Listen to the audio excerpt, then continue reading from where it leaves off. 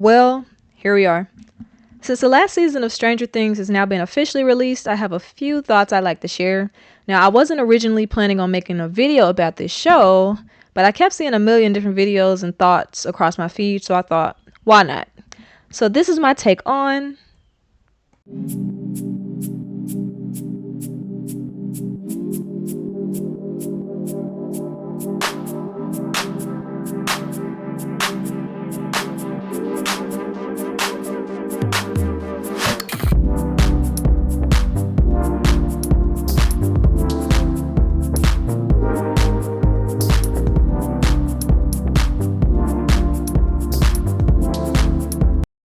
So, I thought I'd like to start out with my overall thoughts of the show, as well as my history with it before diving into this newest season. I was just a little bit late to the Stranger Things bandwagon. Just a little bit. I hadn't even heard of the show until the third season dropped in 2019. I started watching the show shortly after that, and I instantly fell in love with it. And at that point in time, I was already a Finn Wolfhard fan after seeing him in It a few years prior, so early on, Mike became one of my favorite characters. Can't say the same for later seasons, but anyway. However, my absolute favorite at the time was Will. Once again, can't say the same thing for later seasons, but I don't know what it was about that little bowl cut boy, but he was so adorable to me, and my heart had a little bit of a soft spot for him. And season one also felt like it centered around him. So despite him not being in it much, like I think he only had like 14 minutes of screen time, which is crazy if you think about it. I still felt very connected to his character, and I was definitely rooting for him to be found. And I also feel like the emotions that Joyce portrayed in the first season, as well as Jonathan's clear love for his brother, also played a huge part in my love for him. Like, they really, really sold it. Other early season notables for me were like Steve Harrington and Hopper. At that point in time, Steve was already a very popular character, and despite me watching the show later than most, I had already seen the love that the fandom had for him. The Mama Steve memes, his relationship with Dustin, his luscious hair. I'd also seen people talk about how much his character changed, so when I was watching the first season, I was waiting for him to be this like major asshole, and I never saw it. Steve honestly wasn't as bad as people tried to make him out to be, and I'd say that the main issue was his friend group. And the bad shit that he did that season is kind of understandable to me, honestly. So I never really disliked Steve. But another one of my early faves was Hopper. I just love that character archetype, so of course I was gonna like him. His character had plenty of room for growth, and well, we'll talk about that later. So I guess this section is just dedicated to briefly discussing seasons 1 through 3, because I feel like the later two seasons brought a completely different tone into play. And while season 3 is a bit different from season 1 and 2, I feel like you can really break the show off into 1 through 3 and then 4 and 5. So yeah, I'll try to explain it a little bit later. But season 1 was and still is one of my favorite Stranger Things seasons, and I don't think this is an unpopular opinion, as most people have it as their absolute favorite, while believing that the other seasons shouldn't even exist and that the show should have ended there. And while I can definitely understand this take, and I also agree that the show could have ended there, I'm glad they kept going. The simplicity of season 1 made you form a deep connection with the characters and connected you to the Stranger Things universe. So after watching season 1, I already wanted more. But I'm not going to talk too much about season 1. I'm sure we already know what went on in that. So I'm just going to go ahead and move on to season 2. I feel like season 2 is the season of the show. Like, if you ask most people their favorite and least favorite seasons, I'm sure that this would come up a lot as the latter. I didn't dislike this season at all, but I did kind of share the feeling that it was just okay. Like, it didn't blow me away like the first season, but it added more to the story. It made you feel even more connected to the universe, and it introduced one of my favorite characters, Max. I feel like she was a great addition to the gang, and I grew to love her even more in later seasons. You can't say that about some of the characters in the show, like some of my other early favorites. While season 1 had the simplest villain in the form of the Demogorgon, season 2 brought out what ended up being the main villain of the show. While we didn't know it back then, this villain would continue to be brought back in some way for the rest of the show. But even before knowing this leap in scale felt a little bit dramatic to me. When you compare a simple Demogorgon to something as grand as the Mind Flayer, it makes you wonder where the show can go from there. And I believe that that was the beginning of the problem. You can tell that they really wanted to up their villain game, and they certainly did do that. Season 2 also brought us that episode. You know the one. The season 2, I believe episode 7, The Lost Sister. When I first watched the episode, I honestly didn't hate it that much. It wasn't until a later rewatch where I was like, damn, this was really out of place. you know? But if you looked at any of the discussions online around that time, it was clear that most people hated this episode. This was the first major flop of the show. Some other notable things from this season include the addition of the tunnels, which will be used and discussed later in the series, Joyce's new boyfriend Bob, who served as the fodder character for that season, the addition of Murray, who would become a recurring character, Hopper's growing relationship with Jane, which I fucking loved, an increase in repetitiveness with Eleven's hand out screaming, you know what I'm talking about, as well as Will's neck tingle, and the increasing amount of 80s references. This would become one of the growing critiques as the show continued. That leads to season 3. When I talk about season 3, I have to split it into 2 sections, the good and the bad. So first, I'll start out by saying that season 3 was and still is my personal favorite from the show. The marketing around it, the fun new feel of it all, the bright colors of the 80s, I loved it. It might just be because of like the point in time where I watched it. Like I said, I didn't watch the show until after season 3 had came out. So this was like the first time I saw, you know, all the marketing around that season. I was like, wow, I really want to watch this. So that might be, you know, that might play a part. I might be a little bit biased. I don't know. This season felt different from the rest of the show, from season 1 and 2, honestly.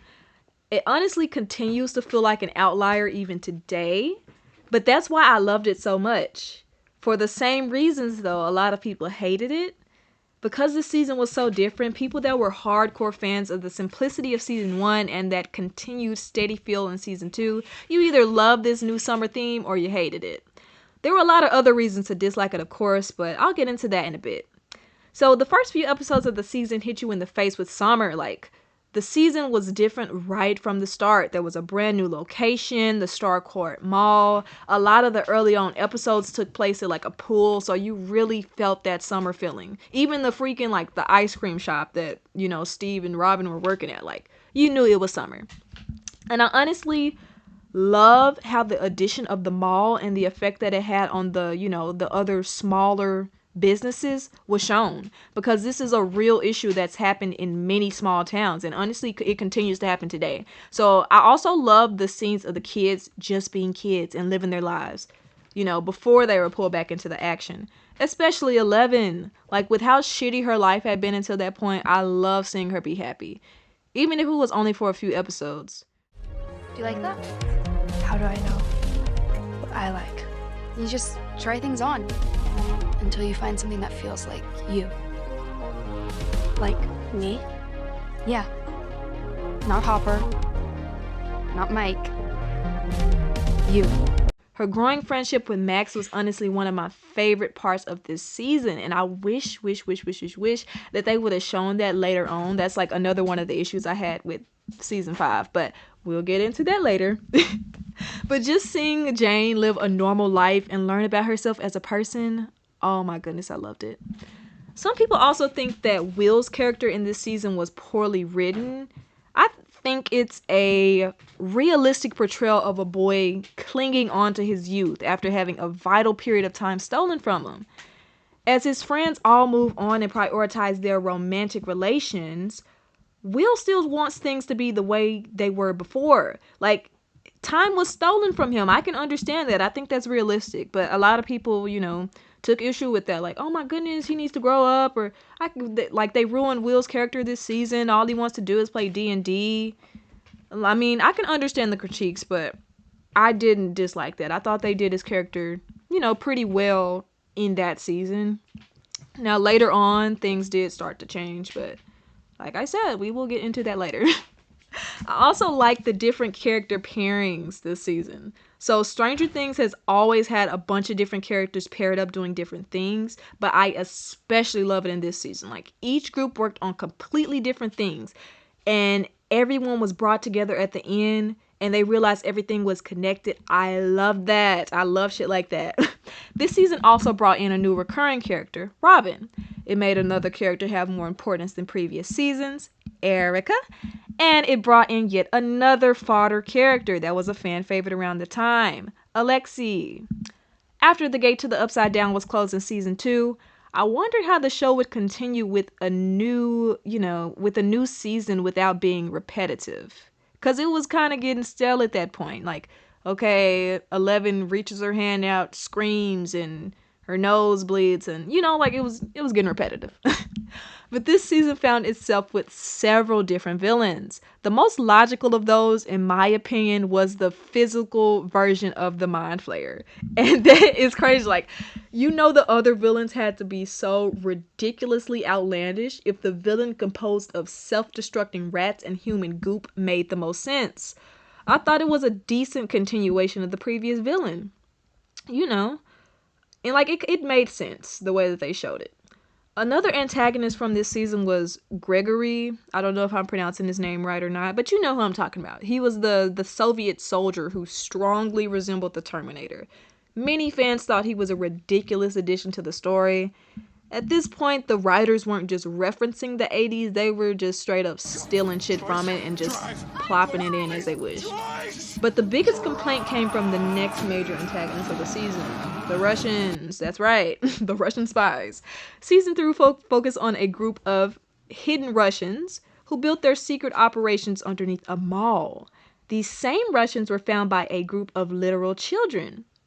I won't go into the ridiculousness of it all because it's just TV, and I don't want to just be here ranting all day.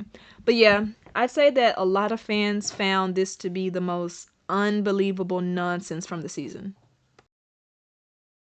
I feel like I might be spending too much time on this season, so I'm going to try to wrap it up.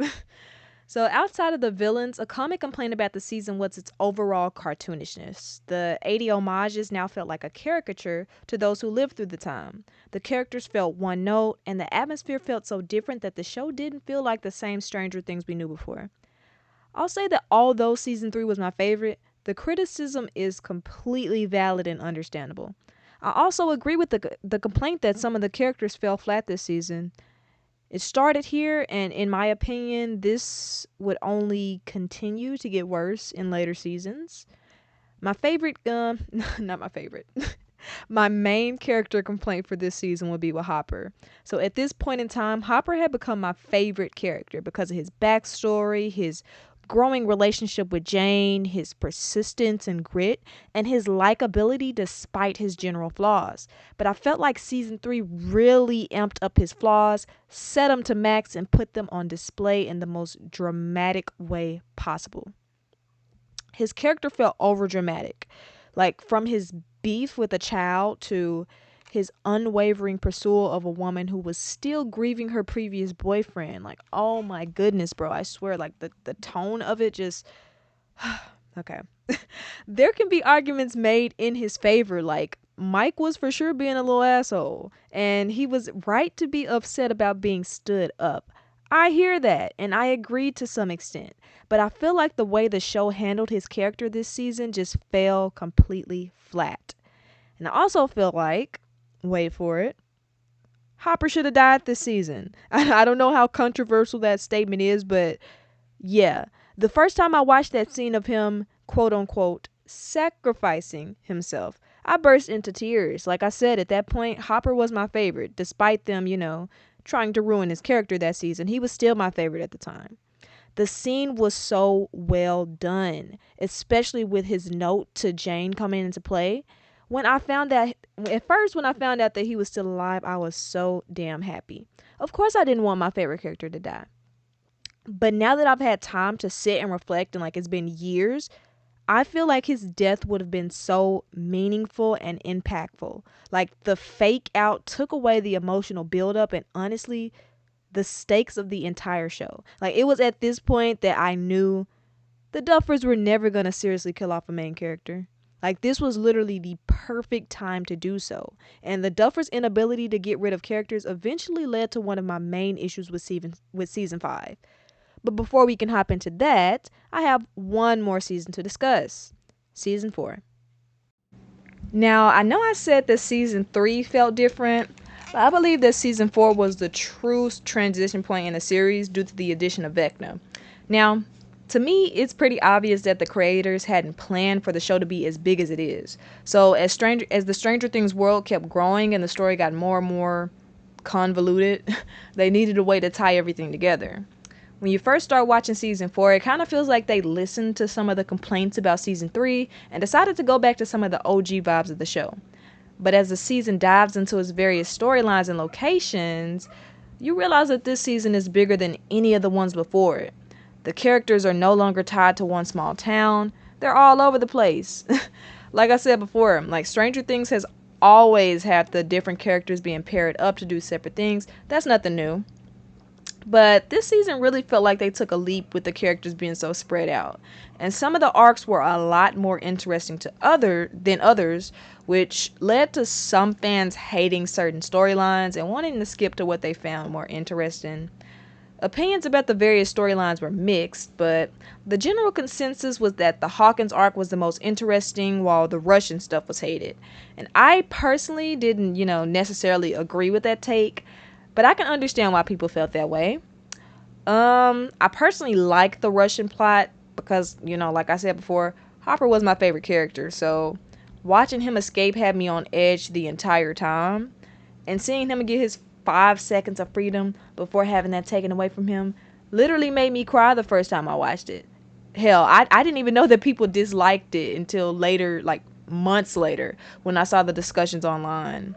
And most of the hate came from viewers who felt like this particular storyline felt out of place and disconnected from the rest of the show, and maybe just a little bit boring. But to each their own. So while I didn't necessarily agree with that take, I did agree that the Hawkins gang had the most interesting plotline. And if I had to pick a storyline as my least favorite, I guess I'd have to go with the California crew. And I won't trash it too much. I just felt like it was a bit boring in comparison to the other arcs, and I didn't connect with it to the same extent.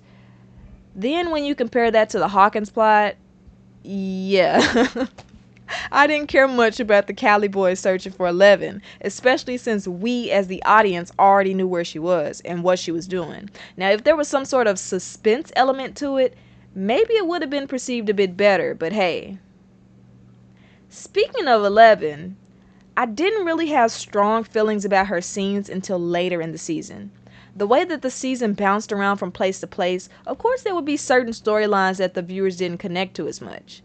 I didn't think her scenes were bad, I just didn't care as much as I did for the Hawkins plot or with Hopper escaping. Unpopular, I know. But her backstory was able to serve as a good connection for Vecna as well. And I love the way that the story tied together all of Vecna's identities. Like, that ended up being one of my favorite scenes from the show. And I think that was like one of the highest ratings, the highest rated episodes. Yeah.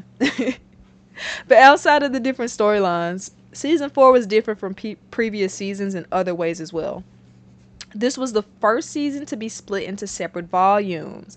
Volume 1 was released in May of 2022, while Volume 2 didn't come out until July. This split release was due to the lengthiness of the season. While the episodes in previous seasons had an average length of about 50 minutes, the average for season 4 was damn near 90.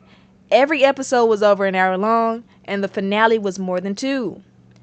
Each episode was like its own mini-movie. But at that time, I definitely wasn't complaining. You see, at that point in time, fans had been desperate for the new season. The COVID-19 pandemic caused a shutdown in production, and it took roughly 3 years for season 4 to be released. And that's more than understandable. But this delay caused yet another issue for the show: the actors. Because even though production stopped, time keeps marching forward, babe. So now you have the issue of aging. So going from season 3 to season 4 is just a little bit shocking when you see just how different the kids, and I'm putting that in quotes, the kids look. So some were more believable to others, but just to put things into perspective, the main party was now around 14 to 15 years of age in the show, while the actors had just reached adulthood. This difference might not seem too big on paper, but it was definitely visible to the audience. If you were in the fandom around that time, then I'm sure you saw the memes that were being made. But yeah, the OG crew had now reached adulthood in real life, and there was no turning back from that. So the look of youthfulness relied heavily on character design and editing. From the haircuts, to the clothing, to digital de-aging techniques for character backstories. But anyway, despite some complaints, most fans loved Season 4, and I do as well. In fact, the season contains some of my all-time favorite episodes from the entire show. Episode 4, Dear Billy, is one of the highest rated episodes from the entire series, and it stands as my personal favorite. The scene with Max being so close to death had me on the edge of my seat, and watching the montage of positive moments still fills me with tears even to this day. Like, sometimes I'll just go to YouTube and look up that scene if I want to feel a little something, you know? But I think Season 4 did a fantastic job with her character. Depression and grief were portrayed so well. From her believing that she should die because she oh my fucking god, bro. I'm not gonna cut that out. From her believing that she should die because she wished death upon her brother, to her pushing away her friends and sinking into a pit of sadness, all the way up to her finally realizing that she has people in her life who genuinely love her. I don't care what anyone says, that shit is good writing. I loved it. Oh my goodness. Like, every time I think about that scene, I start tearing up a little bit. And I'm sure that depression is something that a lot of people can relate to. When you're in that state, it's hard to remember the good. I don't want to get all sappy and shit, but yeah, just try to remember the good, even if it's something as simple as a stranger smiling at you on the street. More notable episodes from that season include Episode 7, The Massacre at Hawkins Lab, and Episode 8, The Piggyback. And as I'm making this video, The Massacre at Hawkins Lab still remains the highest rated Stranger Things episode. I did not know that at first. I thought it would be Dear Billy. But The Massacre at Hawkins Lab also is one of my personal favorites. So yeah, I'm not too mad about it. In fact, I was literally just bragging about this episode earlier when I mentioned Eleven's backstory connecting Vecna's identity. Structure. Where others saw order, I saw a straitjacket. A cruel, oppressive world dictated by made-up rules. Seconds, minutes, hours, days. This is a weeks, phenomenal months, scene, years, and I decades, loved each Jamie life, Campbell Bower's a performance. faded, lesser copy of the one before. Wake up, eat, work, sleep, reproduce, and die. Before I move away from this season, I also want to point out that it introduced a slew of new characters, many of which were killed off. This isn't anything new from Stranger Things. In fact, I was very tired of it at this point. I'm trying not to complain too much in this video, but as soon as Eddie was introduced, I knew he was gonna die. It was very predictable, and it happens damn near every season. You know that if there's a new character that gets a notable amount of screen time, they're out of there. And Eddie was a favorite amongst fans, though I can't personally say I cared for him much. I found him to be, just a little bit cringy. But I was genuinely surprised by how much people loved his character, because I didn't feel that way at all. But he was like all that the fans could talk about when that season first came out.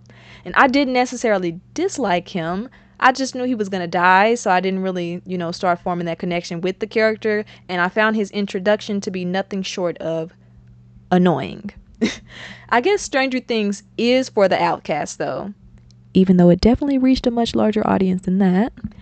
And despite me not liking Eddie much, I will say that his death helped develop some of the other characters in the show, most notably Dustin. And I believe that's the perfect transition point to talk about Season 5. We're finally here. Where do I even start?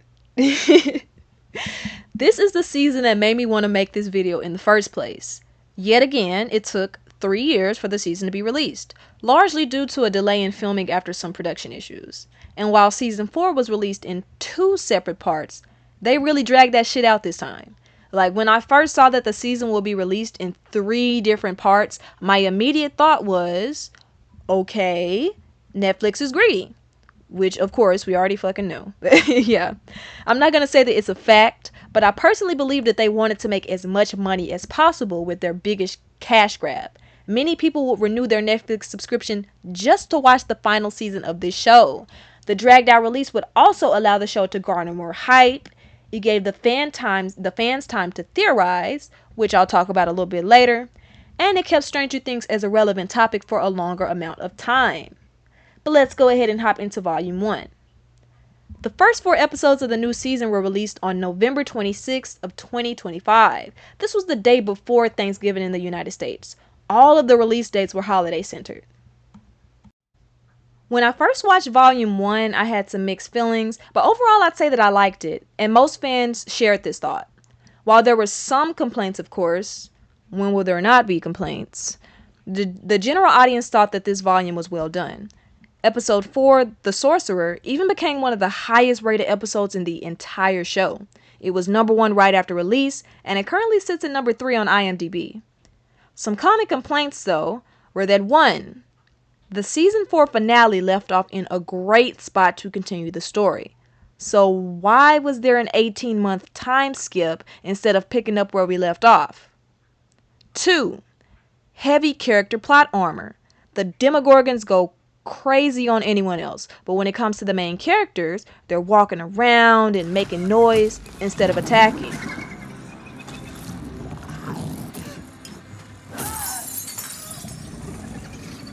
Stay away from my daughter.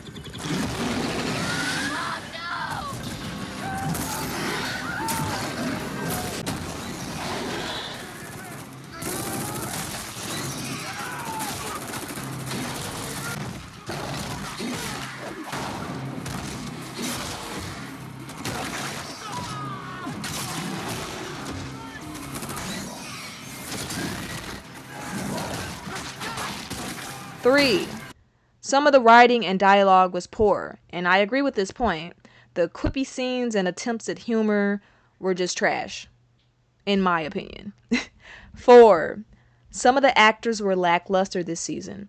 This is another opinion that I personally agree with, and I personally found myself complaining about this while watching this volume. I kept pausing the episodes and going online to see if anybody else noticed it as well. If I had to name specific actors, I'd say Millie and Noah. I'm not a fan of their performances this season. It seemed like Millie either didn't care about her role anymore, or the Duffers just didn't know how to handle her character this season. As for Noah, I'll be honest, his acting irritated the shit out of me. And I don't want to bash him too badly because I'm not an actor myself, so who am I to judge? But as a viewer, his dialogue, which isn't his fault, of course, I know that, and his deliverance, though, they were both pure garbage. I kept seeing Noah Schnapp instead of Will Byers, and I didn't have that issue for the other cast members. From his expressions to his tone, I just kept getting pulled out of the show. And a lot of child actors suffer that fate, sadly. 4, Winona's character was poorly written this season. You can say that about a lot of characters in the show, though. It feels like after a certain point, they just didn't know what to do with all of these characters anymore. But for Winona specifically, she was the main pull of season 1. And it's like after Will was found, they just didn't know what to do with her. Season 5 is by far the worst offense, though. Her only personality trait was overbearing mother. She had nothing else to do. But these complaints were a lot tamer when compared to other seasons, or just fandoms in general. As fan bases know how to complain about stuff, and I don't think that's a bad thing. I think that fans should be allowed to critically analyze the media that they consume. I think that's a good thing to do, actually. The first volume was heavily praised. Positives include: Number 1, Eddie's death actually having a lasting effect on Dustin, which allowed his character to change. You know, I said earlier that I wasn't a big fan of Eddie, but that doesn't mean that he didn't provide anything to the story. Some people might dislike Dustin's behavior at the beginning of the season, but you need to think about it from his perspective. Eddie was someone that he loved and admired, and he died in his arms. How traumatizing does that have to be for a teenager? So I personally believe it's a good portrayal of grief, and I'm glad that they added that level of depth through his character, because it allowed one of my favorite scenes to happen later in Volume 2. But we'll get to that. Number 2, Erica Sinclair. That is my fucking girl. I always love any scene with her in it, and that pie scene is iconic. Told you to eat your damn pie. Number 3, Delightful Derek. A lot of fans loved this character. He was a funny addition to the show, and his scenes were very, very good. Fans wanted to see more of him. Number 4. This is the big one. This was really why people love the season. Will's powers. It's the most popular thing from the first volume, and dare I say, the entire season. Be honest, you were hyped as fuck when he started snapping those Demogorgons. The edits went crazy, and I think that this was Noah's best moment from the entire season in terms of acting, and Will's best moment as a character. The Duffers finally gave my boy something to do.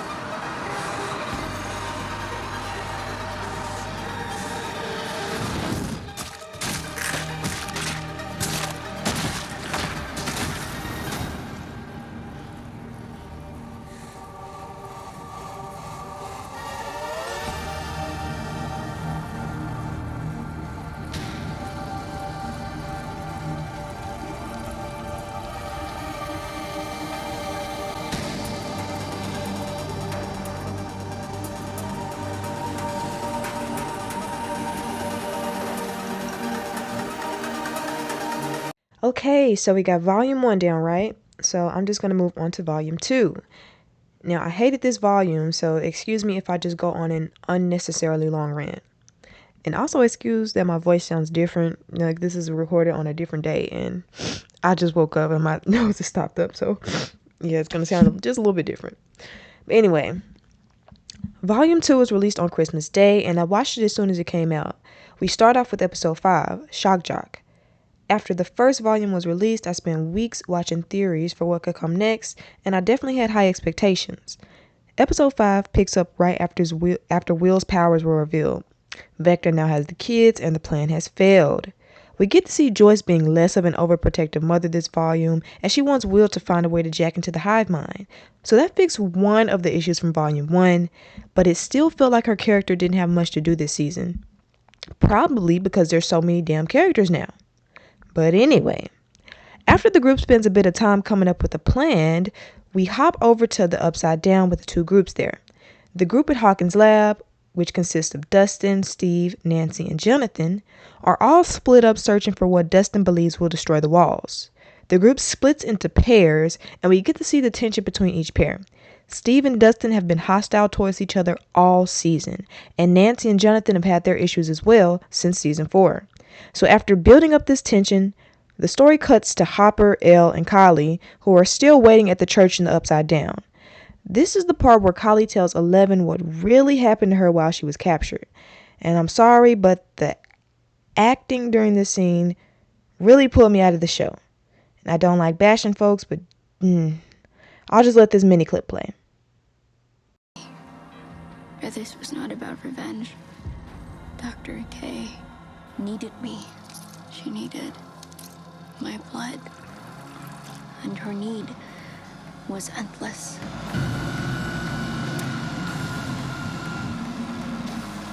She just kept taking and taking. And I began to think of her as a kind of vampire. I don't know how long I was there. They had me drugged. All I knew was I needed to get out. And the only way out was death. When I first watched this scene, I had to pause the episode before moving on because of the lackluster performance. But like I said, I don't like bashing folks, so I'm going to go ahead and talk about my favorite part of episode 5. That was Dustin and Steve's fight, which stands as the climax of their growing tension. The two go back and forth for a bit before Steve speaks his mind and confronts Dustin about Eddie. He says that Eddie made a stupid choice and got himself killed for no reason. And God, can I just say that this scene was so well done. Steve and Dustin have always been my favorite duo from the show, and it hurt to see them so upset with one another. They needed to get those feelings out in the air in order to resolve their issues. The scene ends with them getting into a physical fight, and oh my goodness, the emotions were so high. This results in the walkie-talkie being broken, which causes a big problem later on. Dustin isn't able to communicate with Nancy and Jonathan after finding out the truth to the Upside Down, which leads to Nancy shooting the sphere of exotic matter, which leads to the destabilization of said exotic matter. A blast shoots out across the Upside Down, and a rift is created near Elle, Hopper, and Kylie. This rift starts sucking in everything near it. This seems like a huge problem, right? Well, I sure as hell thought so when I first watched it. I fully expected some of these characters to die or at least get hurt at this point. But it's Stranger Things, so I guess I should have known better. The trio is able to escape due to a force field that Eleven creates, and I must not have been paying too much attention the first time around because when they first popped back up in Hawkins, I was hella confused, but I saw it after I rewatched it. A gate conveniently opened up in the ground right in front of them. And despite all this buildup and panic, the destabilization barely had any other effect at all. Part of the lab starts melting, which sinks Jonathan and Nancy into an inescapable room that continues to be filled with goop. Now, this should be a life or death situation, right? But because this is Stranger Things, of course this goop was solidified right before reaching our characters. Now, I'll stop hating for a second to say that episode 6 did have some fantastic scenes. The scene where Dustin stops Steve from climbing the ladder is my favorite scene from the entire season. So I'm just going to let the clip play. I got it already, okay? No, don't! Stop! Being an asshole! I'm not being an asshole, I'm trying to get to them! You're always trying to get yourself killed, and I can't let it happen again! Stop being so selfish, please. If you go on there, you're gonna die, and I can't deal with it again. You can't die because I can't deal with it again. Don't let it happen again. Please. Please don't let it happen again. Not you. I'm sorry. No.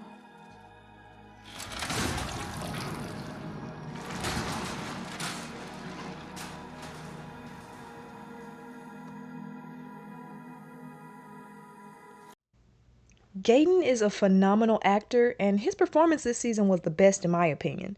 The emotion that he was able to portray in this scene made me tear up, and when that damn ladder fell, so did those tears. Now, right after this, Nancy and Jonathan are both able to confront each other and resolve their tension as well. The unproposal scene was good, but I will say that some of the shit was a little bit ridiculous. Like, Jonathan giving Nancy's sweater away just because he didn't like the color of it. Okay. But that doesn't affect the quality of the scene. I still think that the scene was well done and very needed for those two characters. Some fans didn't notice on their first watch, but this scene depicted Nancy and Jonathan's breakup. It was for sure an interesting way to do a breakup scene, and yeah, right after this unproposal, where they let everything off their chests, the problem of the melting room is immediately resolved without them having done anything to fix it. This scene felt like them accepting their inevitable deaths, and I was ready for them to die. If you think about it for even 1 second, they should have died here. I'm not saying I wanted these specific characters to die, but once again, the writers wrote the perfect scene to get rid of them. So why do they keep writing these scenes only to wuss out? This episode also shows Max escaping Henry's mind. Vecna uses Will to see Max's location, which I also had a problem with because if you just snap that girl like a fucking twig, where else would she be besides the hospital? Anyway, he sends a few demodogs after her, which He has an access to an entire army of Demogorgons, but sure, just send 3 babies to get the job done. What could possibly go wrong? So Robin is able to announce that the Demodogs are on the way, and Lucas is able to get Max out of her hospital bed, and he rushes through the hospital carrying her. I love this scene, but can we be realistic for a second? I mean, sure, he would have had a little bit of adrenaline pumping through his system, but even though these are just the babies, Lucas should not have had the strength to outrun and kick one with enough force to send it flying back while carrying another person in his arms, especially after he was just injured like a day prior. Like, do you remember he had just gotten attacked by a Demogorgon before this? It's even wilder when we've just seen one of the Demodogs rip the face off of a soldier a few minutes before this. This is exactly what I was talking about earlier. Then, get this. After they've made it down to the basement, the Demodogs search for them and somehow can hear the music coming from Lucas's radio. And right before they reach our beloved characters, they hear a noise coming from one of the washing machines and immediately run over to check it.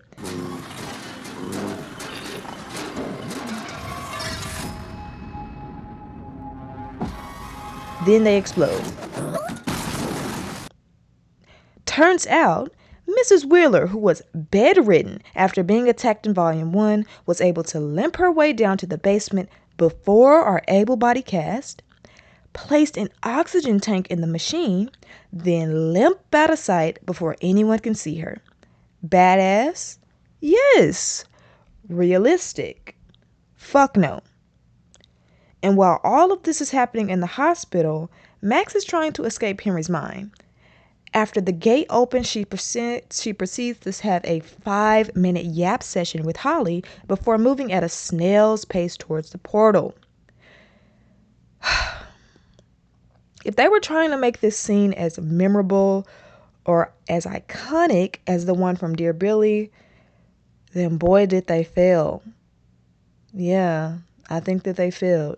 Now, I love to see Max wake up, and she doesn't wake up in episode 6. I like how episode 6 plays the beeps of the machine instead of the outro. They did a good job with that. But yeah, Max wakes up in the next episode, episode 7. So let's talk about episode 7. We start off with Max waking up and greeting her friends. The reaction from some of them felt a little small, in my opinion. Max had been in a coma for 18 months at that point. And also, didn't Max think that Hopper was dead? Maybe she somehow heard about his return from one of the hospital visits, but I don't know. She had no reaction to seeing him. We also get to see Holly wake up as well. She's trapped in Vecna's lair, which we later find out is inside of the Mind Flayer. She quickly makes her escape while Vecna creeps slowly behind her with no urgency whatsoever. But I guess he didn't need urgency since she was able to lift her back up into his realm after she fell through. He brings her back to the dream world inside of his mind and convinces the other children that she's been corrupted and needs fixing. And I'm sorry, but the scene where they keep repeating, back to the light, back to the light, made me cringe so damn hard. Like, oh my goodness. Even writing this down, I started laughing about it. But be so motherfucking for real. All these little kids turned against Holly so fast. I was like, damn. Especially that boy who called her a bitch. Hello? The thing is that you're here. You're here just in time.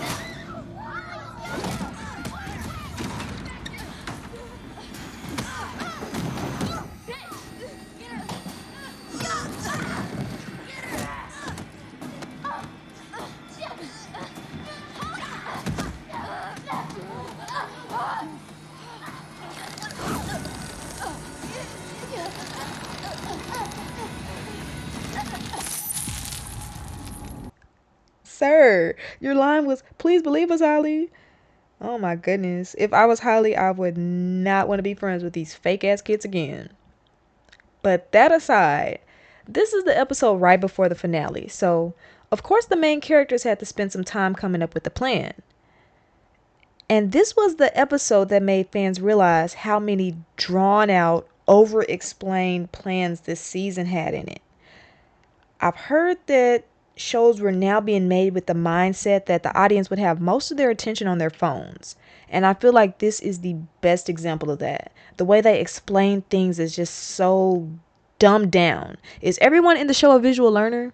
They use props and they draw things out and they go over the same shit again and again and again and again and again. And it was also at this point where you can really see just how many characters the show now has. When all of them were in the same room together, I just kept getting upset. And I know that might sound a bit irrational, but goddamn, there's like 100 people in one room. Look at all these people, bro. I will say, I'm glad that Steve was the one to come up with the final plan. I'm glad he got his moment to shine. And the plan makes sense with all things considered. So the plan is this. While Vecna merges the worlds together, they would climb the tower and Eleven would stop the merge from inside the bath. Though I could have sworn that the Upside Down didn't have water in it. So did the writers forget that, or am I missing something? But anyway, once she stops the merge with the help of Kylie and Max, the rest of the team would be able to climb into the abyss and take out Vecna. After Vecna is killed, a bomb would be set to destroy the exotic matter and take out the Upside Down. All of this would have to happen that very night. So you'd think the characters would be spending as much time as possible focusing on the mission and getting everything together for the plan, right? Well, this episode ends with one of the most hated scenes in the entire show. This is why episode 7 currently sits in last place on IMDb and why I don't see it moving up anytime soon. Will's coming out scene. Now, before I start hating, I want to say that I am a queer person myself, so any hatred of this scene coming from me does not stem from homophobia. I'm aware that a lot of the haters are in fact just homophobic, and I've spent a fair amount of time arguing with them as well. But I'm not fond of this scene either. I believe Will's sexuality was handled a lot better when it was just alluded to instead of outright stated, and that's not me saying that they shouldn't just outright state it. But I knew that Will was gay this entire time because it was hinted to all throughout the show. And with that being said, though, I also know that a lot of the viewers somehow missed this. I have no clue how they missed it, but I guess not everyone is aware of the obvious. My favorite moment revolving around Will's queerness was the season 4 van scene. I feel like that made it obvious that he was gay. And Jonathan was able to pick up on it and comfort his brother. So let's compare that moment to what we have now. So Will is about to come out to his mother, which is more than fine. It's completely understandable. Then Mike enters the room and I was like, okay, this is literally perfect. Will can come out to the two people that he cares about most. But then Will says, everyone should hear this. And at that moment, I just rolled my fucking eyes and walked out of the room. You know how I was saying earlier that there's just so many characters in the show now? Well, this is the exact problem that ruined the scene for me. My focus was on how many people were in the room and why they were there. The provided excuse is that Vecna would have used Will's sexuality against him. Why is this stated and not shown? I would be a bit more understanding if the audience had been shown what happened to Will while he was stuck with Vecna. But we don't get to see that, so I already don't give a shit. Why are there so many characters there? Do half of these people give a shit? The scene would have been so much better and so much more intimate with a select few present. And don't get me started on the length of the scene. Will just kept going on and on and on about what he likes. Well, I'd like for you to get to the damn point. Please and thank you. And after this scene, we hop right into the battle. How the hell do you go from Will coming out to shooting down military members? It just makes the coming out scene feel even more ridiculous and out of place. And in this scene, we get to see Nancy shooting several military members, with this having absolutely no repercussions for the rest of the show. And I'm sorry if this rant was long. Like I said before, I don't really want to be ranting all day about a stupid little TV show. So I'm just going to go ahead and wrap this up with the finale. The finale was over 2 hours long. We pick up exactly where we left off in the last episode. Our MCs have just entered the Upside Down, and Vecna has just set his plan into motion. There's a brief moment where the audience is made to think that Steve could possibly die.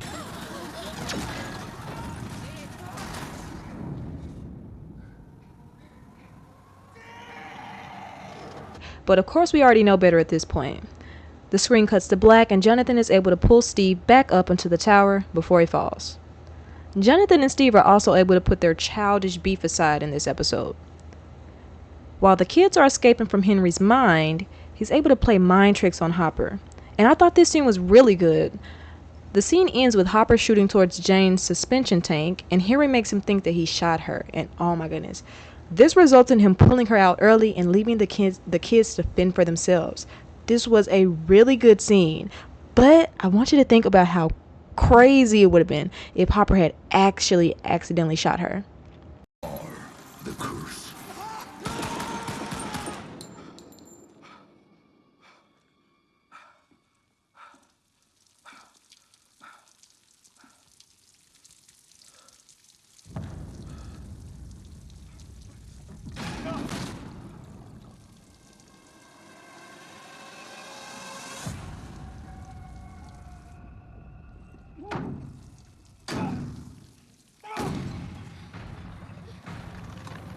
Why is he signaling?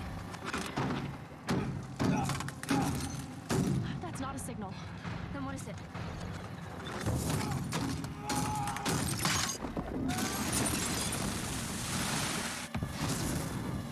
Oh God.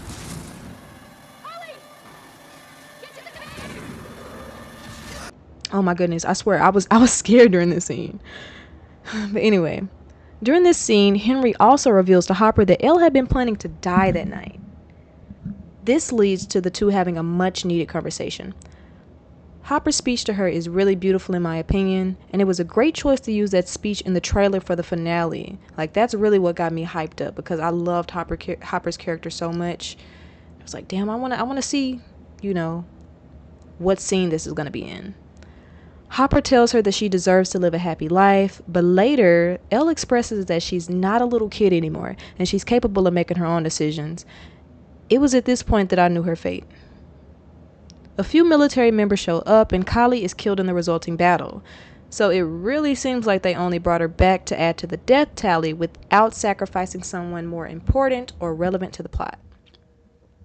Henry continues to chase the kids, and we get to see a bit of his backstory, which you can also see in the Broadway play. The Mind Flayer awakens in the abyss, and the main crew prepares for battle. The final battle is pretty short, and in the end, Joyce is the one to decapitate Vecna.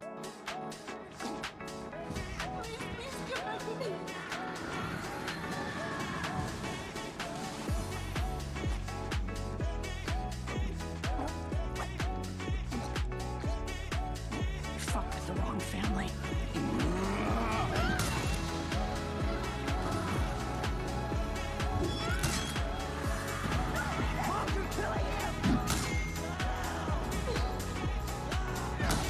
Why don't you go ahead and go home? I didn't run away this time.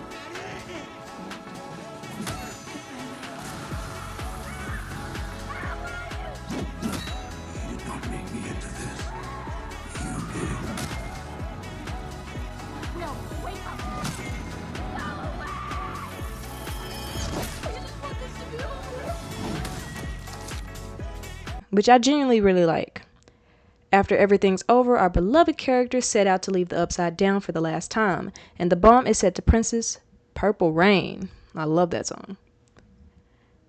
After making it back to the right side up, they're immediately captured by the military. This is where we see the saddest scene from the season, Jane's death. Now, the writers wanted to leave this death up for interpretation, which allows for the more sensitive viewers to cope. But I personally choose to believe that Eleven died here. From the song, the emotional cries from her friends, and just my love of a character that I'd spent years getting to know. I actually cried a little bit here. When you think about how much Jane has gone through just to end up sacrificing herself to end the cycle of suffering, I love her. That's my baby. And this is also why I choose to believe that she really died here. Because as great as it would be for her to be alive, living a happy life, I think her death scene was just so well done, a cop-out would only cheapen it. Her death really had an effect on me. Even the destruction of the Upside Down itself tugged at my heart a bit. Because although so much bad shit happened there, we invested years into this mystery world. So it It was sad to see it disappear as if it had never been there. After all this happens, there's about 40 minutes left in the show, so I wasn't really sure what would happen next. We get an 18-month time skip, and we get to see our main crew graduate. And that just shows how much they've grown and how long we've been there with these characters. I love Dustin's valedictorian speech and the call back to Eddie, who never got to make it to graduation. We get to see where every character is in life now. Promises of reconnection are made, engagements are proposed, and one final game of D&D is played. If you don't feel like listening to all that other stuff, just go ahead and skip to this recap. So here's a short recap of the Season 5 complaints. The lobotomization of Joyce Byers. Will's terrible coming out scene. Nancy killing military soldiers with no consequences or remorse. So much of the story focused on Holly and these new kids, when that's exactly what the Duffers said they didn't want to do. Introduce new characters in the last season, that is. Max taking forever to go through that damn portal. Come on, girl. Mrs. Wheeler somehow being able to limp her ass all the way down to the basement, place a tank in the dryer, and get out of sight in that short amount of time. Kylie being brought back just to serve as the fodder character of this season. How the hell did Max graduate? How the hell was Max able to just exist in her normal state after being blinded and snapped like a twig? All those damn planning scenes. There's just so many characters. No major character deaths. And before anybody gets in the chat like, but 11 died. Shh. Her fate was left up for interpretation by the viewer. I'm talking about a real, solid, 100% certified death. And while I don't believe every show needs death in it to make it good, it gets to a certain point. When the show has threats as big as the ones in this series, characters are bound to die, if we add a little bit of realism in it. I think that because the characters and the audience's connection with them were one of the main selling points, the Duffers were too scared to kill anyone off. But that just leads to this. The Duffers not knowing shit about their own show and claiming that stuff just happened off camera. For example, Will not being connected to the hive mind anymore because they didn't want to focus on that. Joyce and Hopper not noticing that they went to school with Henry until apparently after the show. No Demogorgons being in the final battle because Henry apparently just didn't think the characters would be there to attack him. Okay, that's enough of the complaints. I'm going to go ahead and go back to something I talked about a little bit earlier.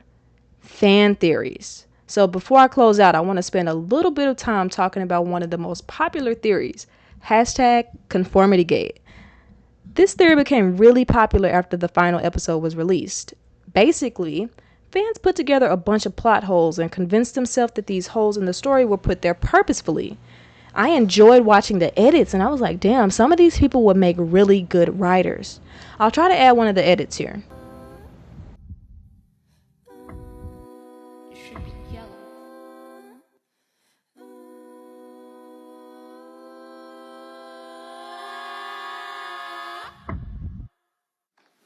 Wait. Hold on. That's it.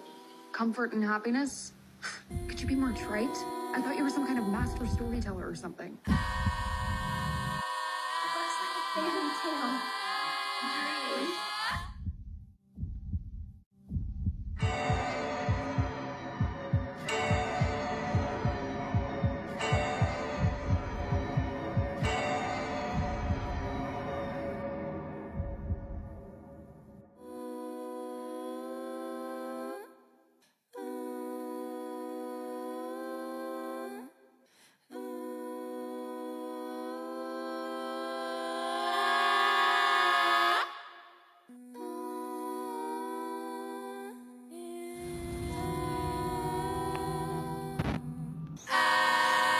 Dropped out.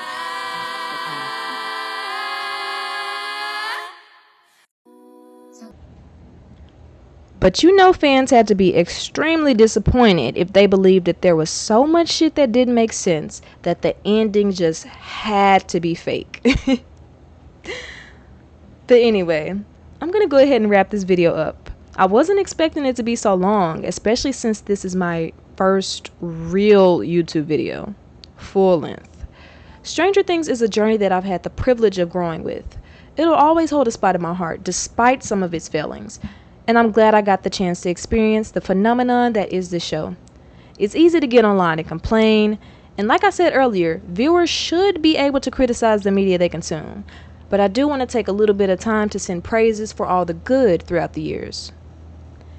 If you made it this far in the video, I just want to say thank you.